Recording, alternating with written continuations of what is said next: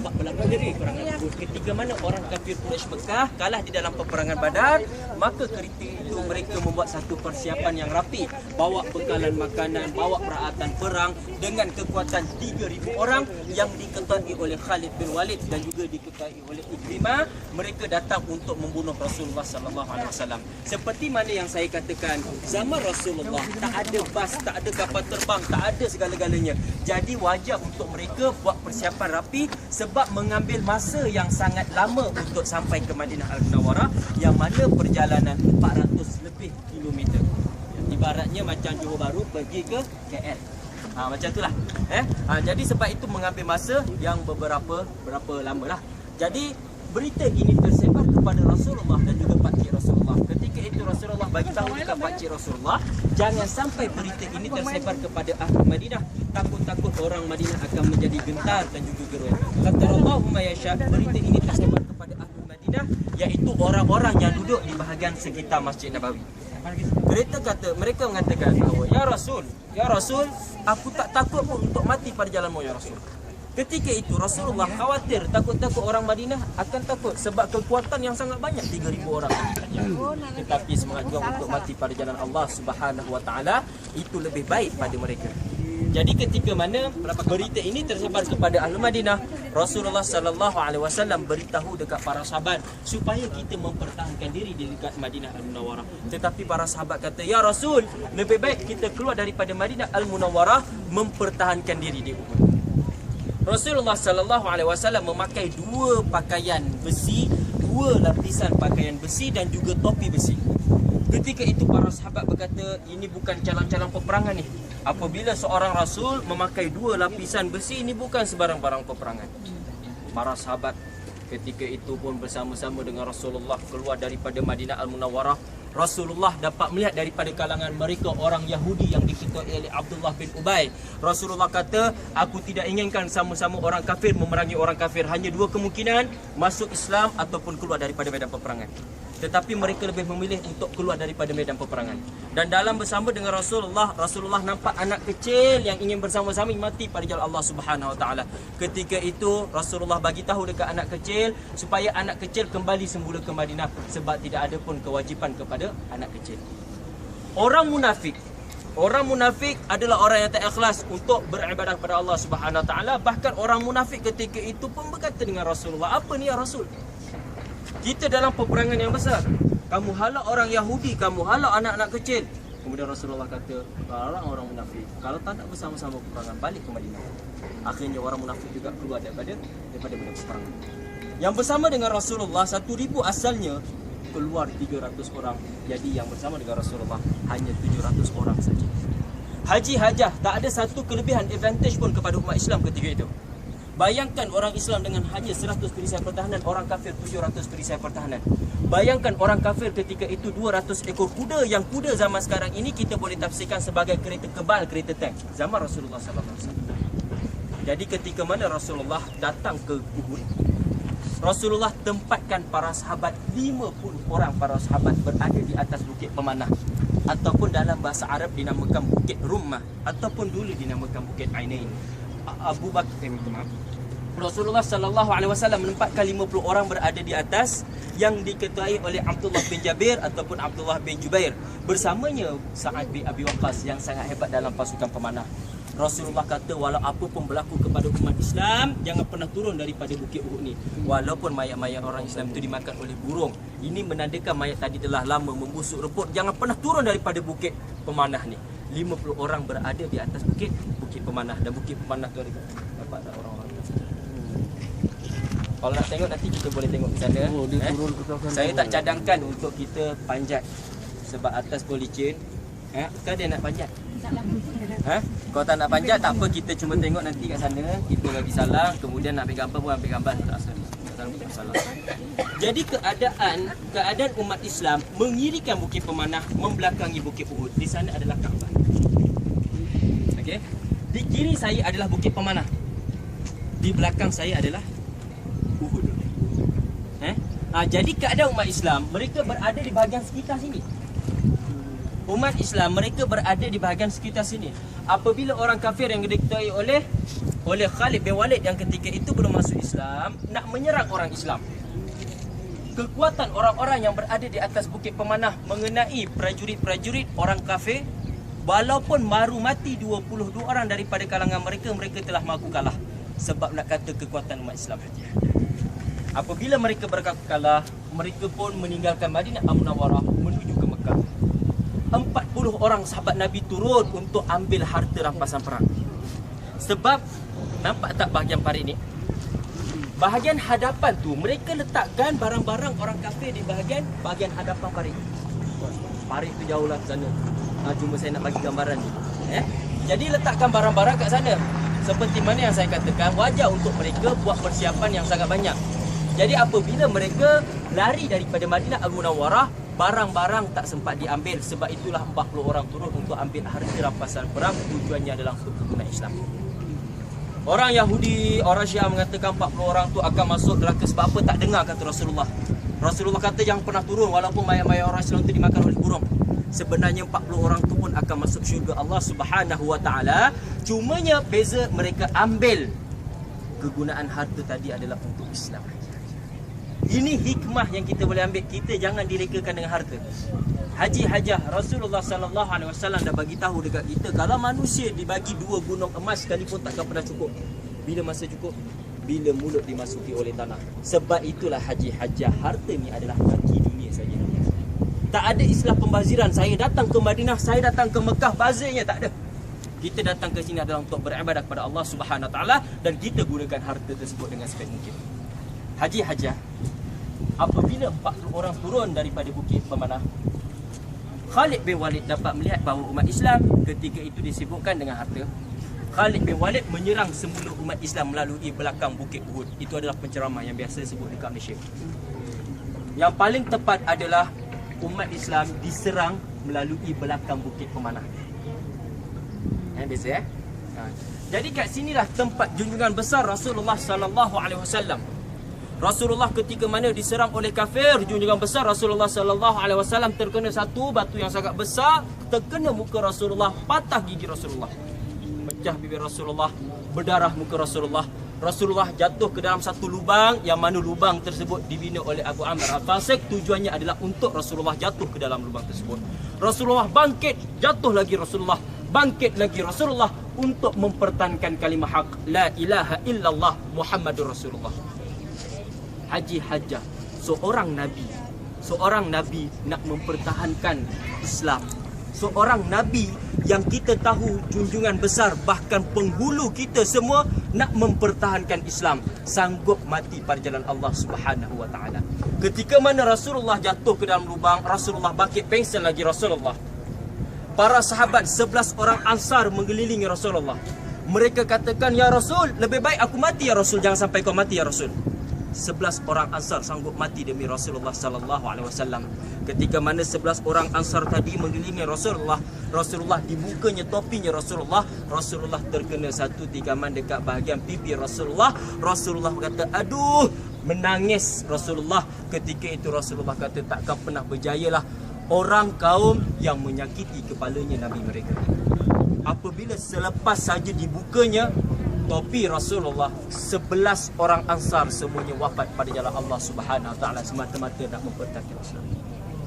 Haji hajah, ketika itu Rasulullah sallallahu alaihi wasallam diangkat ke satu gua Maharis kat hujung sana tu. Memang bas tak boleh nak masuk, sempit. Dalam sana, sekitar bahagian sana, belakang sana. Gua Maharis diletakkan di bahagian sana. Rasulullah sallallahu alaihi wasallam diletakkan bahagian sana. Orang kafir memberhentikan peperangan sebab mereka mendakwa bahawa Rasulullah telah mati. Sebab tujuan utama mereka datang ke sini adalah ingin membunuh Rasulullah. Apabila mereka mendakwa bahawa Rasulullah telah mati, mereka telah memberhentikan peperangan. Haji hajah, orang yang baru masuk Islam, muallaf, baru masuk Islam, mereka lemah semangat, akhirnya kembali menuju ke Madinah Al-Munawwarah, iaitu di bahagian sekitar Masjid Nabawi. Masjid Nabawi bahagian hadapan.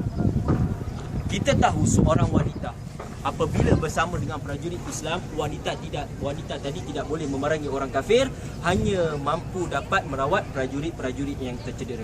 Dan kita tahu seorang wanita, ada sebahagian mereka pun berada di bahagian sekitar Madinah, tidak bersama-sama dalam peperangan.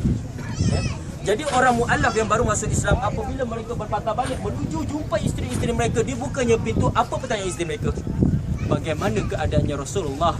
Orang yang mu'allaf bagi tahu bahawa keadaannya Rasulullah telah wafat pada jalan Allah Subhanahu Wa Taala. Dan apa jawapan isteri mereka? Kalau Rasulullah wafat, kamu kembali semula ke Uhud, biar mati bersama-sama dengan Rasulullah.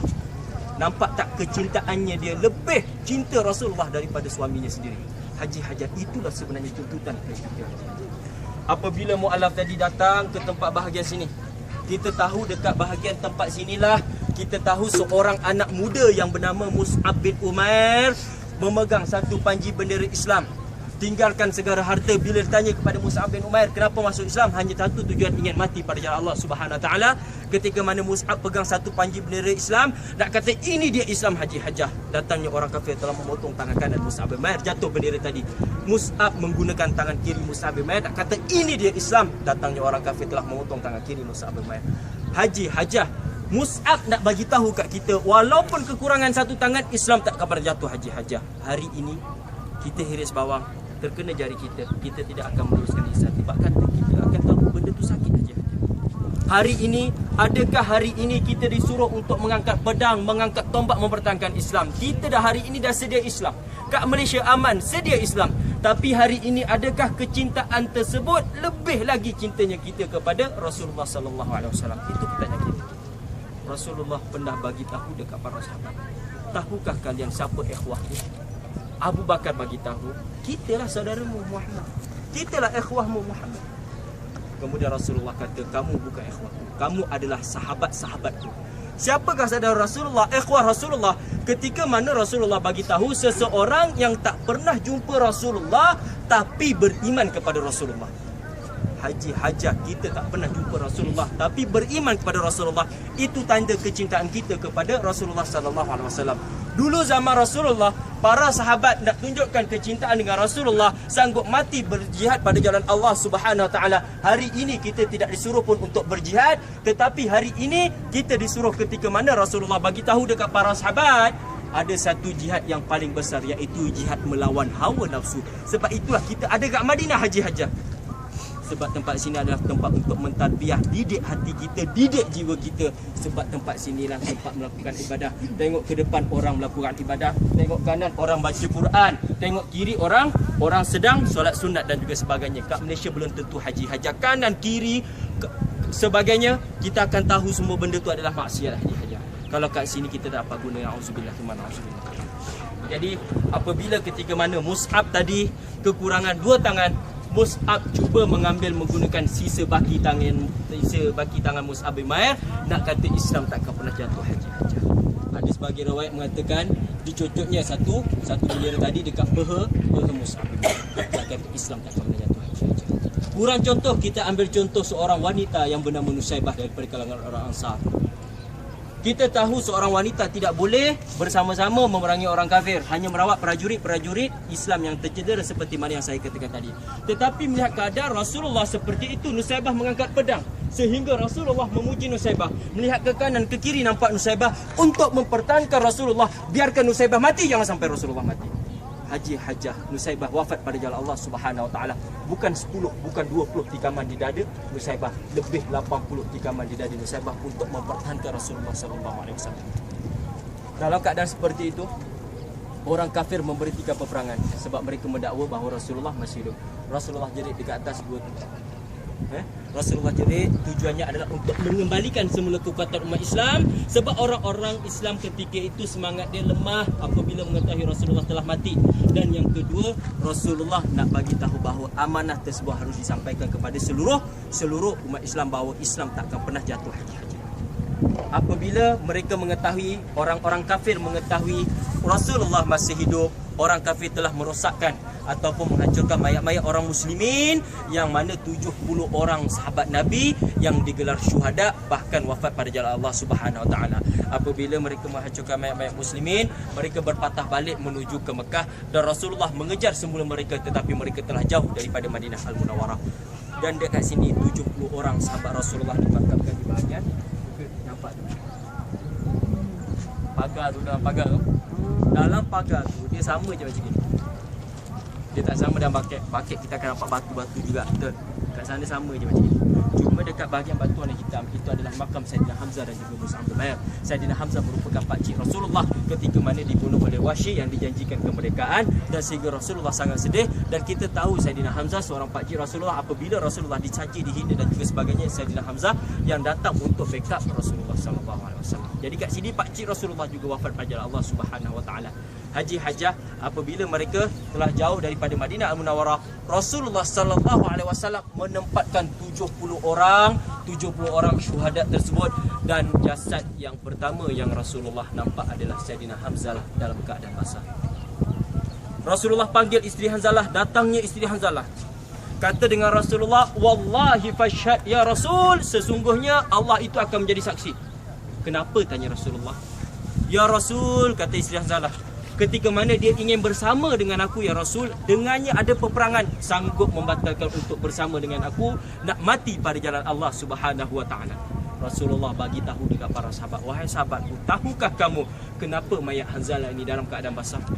"Kenapa ya Rasul?" "Para malaikat turun untuk mandikan mayat Hanzalah." Haji Hajjah itu dijamin syurga. Orang yang wafat pada jalan Allah sebenarnya mereka adalah hidup di sisi Allah Subhanahu Wa Taala, seperti mana Al-Quran di dalam surah Al-Baqarah ada menyebutkan bahkan mereka hidup di sisi Allah Subhanahu Wa Taala.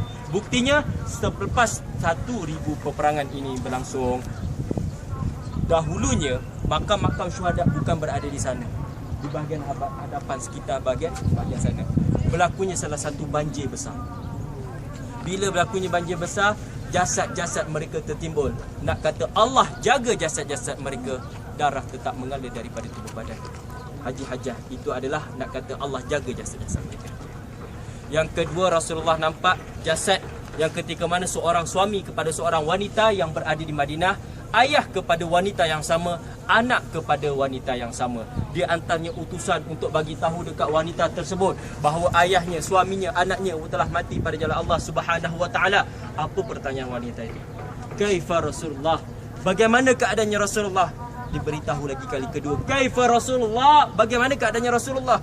Kemudian dibagi tahu bahawa ahli keluarganya telah wafat pada jalan Allah Subhanahu wa taala. Ditinggikan suara oleh wanita tadi, Kaifa Rasulullah? Warini, bagaimana keadaan Rasulullah? Tunjukkan ke aku. Kemudian utusan bagi tahu bahawa Rasulullah masih hidup dan Rasulullah berada di sini. Di antaranya wanita tadi bertemu dengan Rasulullah. Dinampaknya pipi Rasulullah berdarah, diubati pipinya Rasulullah. Kemudian wanita kata, "Wallahi dhahabal hudun," demi Allah sesungguhnya telah hilang rasa kesedihanku. Nampak Rasulullah masih hidup, hilang rasa kesedihannya. Baru dia pergi jumpa ahli keluarganya. Ini nak buktikan apa, Haji Hajjah?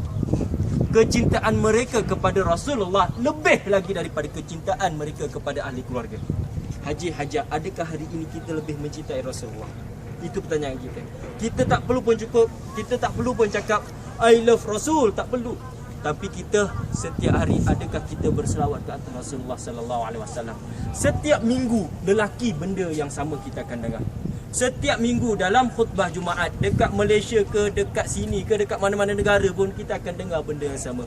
Innallaha wa malaikatahu yusalluna 'alan nabi ya ayyuhalladzina amanu sallu 'alaihi wa sallimu taslima. Sungguhnya Allah, malaikat berselawat ke atas Rasul. Wahai orang-orang yang beriman, bahawa selawatlah kamu kepada Rasul. Nampak? Allah, malaikat berselawat kepada Rasulullah, apatah lagi kita manusia biasa lagi. Tunjukkan kecintaan kita. Hari ini tanamkan azam. Setiap hari saya paling kurang nak beristighfar kepada Allah Subhanahu Wa Taala paling kurang 70 kali. Itulah cara Rasulullah setiap hari beristighfar kepada Allah supaya dosa-dosa kita diampunkan, rezeki kita lancar 70 kali setiap hari. Dan hari ini paling kurang pun saya akan berselawat ke atas Rasulullah sallallahu alaihi wasallam. Boleh? Bila boleh Haji Hajjah, baliklah ke Malaysia ke, baliklah pergi India ke sekalipun, saya jamin umrah makbulah, umrah yang diterima oleh Allah Subhanahu Wa Taala. Insya-Allah, amin Allah. Amin. Okay? Amin. Jadi kita akan pergi ke sana dulu, nak pergi tengok dulu, kemudian ambil gambar, ambil ke sana, kemudian kita akan berpatah balik menuju ke bas. Okay.